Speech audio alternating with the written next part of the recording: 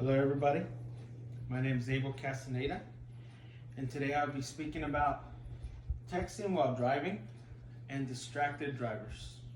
This is an important subject to me, not only because it affects me, my loved ones, but also affects everybody around us.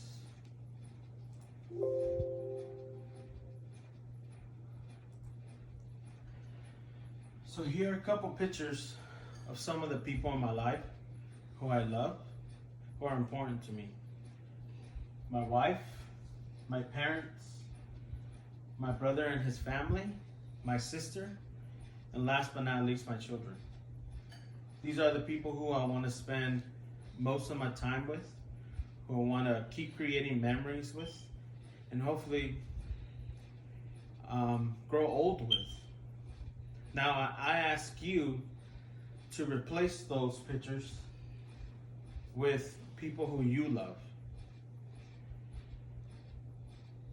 Now that you have those people in your mind, imagine receiving a call one day that they've been in an accident because of a distracted driver. So I'm pretty sure that that call would change your life forever. So according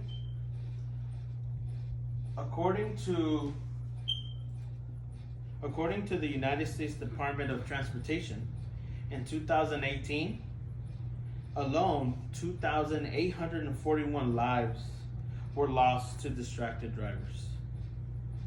That is 2,841 people who no longer get to see their loved ones. Among those who were killed were 1,700 drivers, 605 passengers, 400 pedestrians, and 77 bicyclists.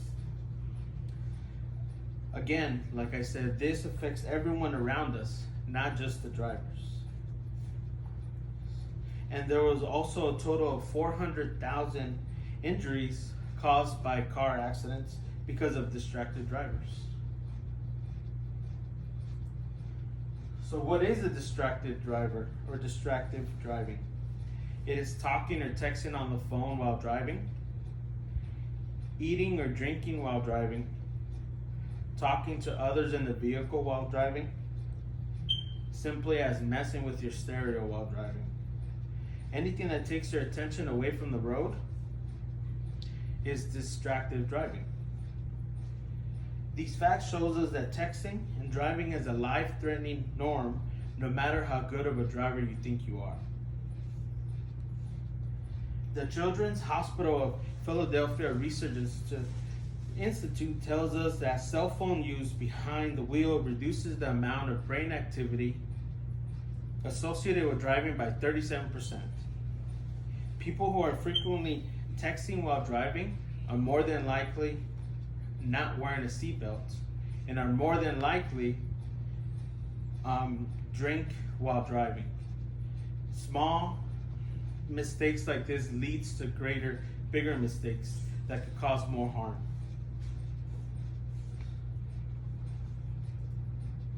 So, according to the enddistracteddrivers.org, there are 3 types of distractions: manual distraction, visual distraction, and cognitive distraction. A manual distraction is when your hands are moved away from the steering wheel. A visual distraction is when your focus is out of the road. A cognitive distraction is when your mind wanders away from the task of driving. And believe it or not, texting involves all 3 of these distractions. The University of Utah tells us that cell phone users are more than 5 times more likely to get into an accident than undistracted drivers. The Virginia Technical Transportation Institute tells us that text messaging increases the risk of an accident by 23 times. Sending and receiving messages takes our eyes away from the road for more than 5 seconds. That is long enough to drive the length of a football field. at only 55 miles an hour. So, can you imagine the distance that you will be driving for even a faster speed? People are impaired when they are driving on the phone, talking on the phone as if they were driving intoxicated at the legal limit. Even after a phone call is over, the driver can still be distracted for an additional 27 seconds after they've hung up. This tells us that our brain is trying to wrap around the task at hand. Kind of dangerous when you're going 70 miles an hour, you know? The unacceptable truth is that 84% of drivers recognize the danger of using a phone while driving. And 36% of those drivers admit that they've read or sent a message while driving. It is up to us as parents and as loved ones to others to lead by example. Because teens and young ones whose parents who are distracted drivers are 2 to 4 more times more likely to drive distracted themselves. Parents need to provide their teens and young people with alternative cell phone use while driving.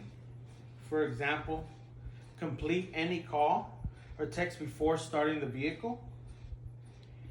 Get directions before turning on the car. Check in with family and friends only after you've arrived to your destination.